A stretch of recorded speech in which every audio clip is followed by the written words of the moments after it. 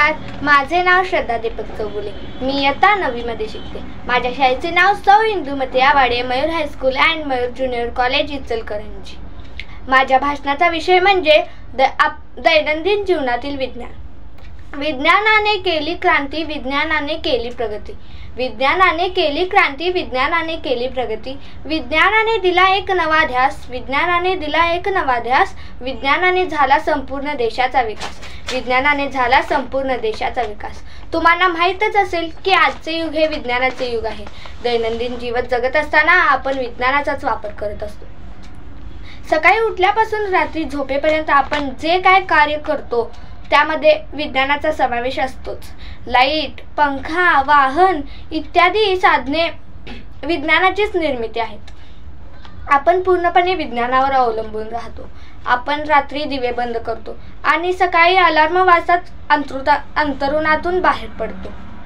विज्ञानामुळे आपल्याला या सर्व सोयी सुविधा खरेदी करता आल्या आहेत.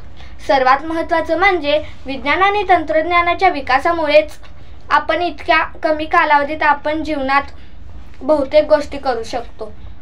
दररोज नवीन तंत्रज्ञान विकसित होत आहेत, जे जीवन सोपे आणि अधिक आरामदायी बनवतात. मी आधी सांगितल्याप्रमाणेच विज्ञानामुळे आपल्या जीवनात अनेक बदल झाले आहेत. सर्वप्रथम वाहतूक आता सोपी झाली आहे. विज्ञानाच्या मदतीने लांब पल्ल्याचा प्रवास थोड्या वेळातच करणे सोपे झाले आहे. शिवाय प्रवासाचा वेळही कमी झाला आहे. आजकाल विविध हायस्पीड वाहने उपलब्ध आहेत. विज्ञानाने स्टीम इंजिनांना इलेक्ट्रिक इंजिनमध्ये अपग्रेड केले. पूर्वीच्या काळात लोक सायकलने प्रवास करत होते, पण आता प्रत्येक जण मोटारसायकल आणि कारने प्रवास करतात. हे सर्व विज्ञानाच्या मदतीने शक्य झाले. दुसरे म्हणजे विज्ञानाने आपल्याला चंद्रावर पोहोचवले आहे. फक्त चंद्रावर तिथे आपण थांबलो नाही, तर त्याने आपल्याला मंगळावर एक नजर टाकली. ही सर्वात मोठी कामगिरी आहे. हे पण विज्ञानामुळेच शक्य झाले. विज्ञानामुळे शेतीसाठी लागणारी साधने जसे की ट्रॅक्टर, हॅकर, कंपाईन सारखी साधने बनवली आहेत. घरात प्रेस, गॅस, चिमणी, फ्रीज, मिक्सर सारखी साधने बनवली आहेत, ज्यांना वापरून आपलं जगणं खूप सोपं झालं आहे. विजेचा शोध विज्ञानातील एक महत्त्वाचा शोध आहे.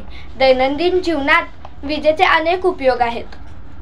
कपडे धुणे, त्यांना प्रेस करणे, अन्न शिजवणे, थंडीच्या दिवसात उष्ण पाणी देणे, उन्हाळ्यात शीतल हवा देणे इत्यादी सर्व औद्योगिक प्रगती विज्ञानाने निर्माण केलेल्या विजेमुळे शक्य झाली आहे.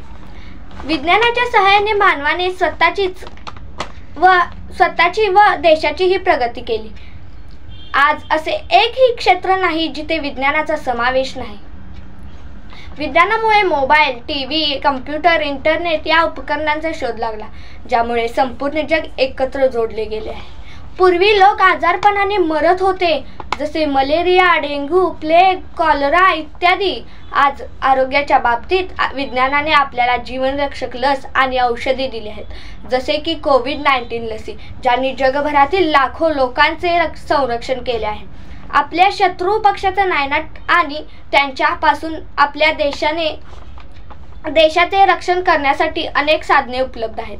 सुईपासून मोठे जहाज, ट्रेन, विमान आणि कृत्रिम गृह देखील बनवले जाते. जागतिक आव्हानांना तोंड देण्यात विज्ञानाची ही महत्त्वाची भूमिका आहे. सौर आणि पवन यांसारखे अक्षय ऊर्जा स्रोत जीवाश्म इंधनावरील आपले अवलंबित्व कमी करत आहेत. इलेक्ट्रिक वाहने आणि ऊर्जा कार्यक्षम उपकरणे यांसारख्या नवोन्मेष आपल्या दैनंदिन दिनचर्येचा भाग बनत आहेत, ज्यामुळे आपल्याला शाश्वत जीवन जगण्यास मदत होते. आपले सर्व सुख आणि सोयी विज्ञानामुळेच आहेत. दररोज नवे आविष्कार होत आहेत. आजचा काळ बटनांवर आहे. बटन दाबलं की सगळी कामे चटकन पूर्ण होतात.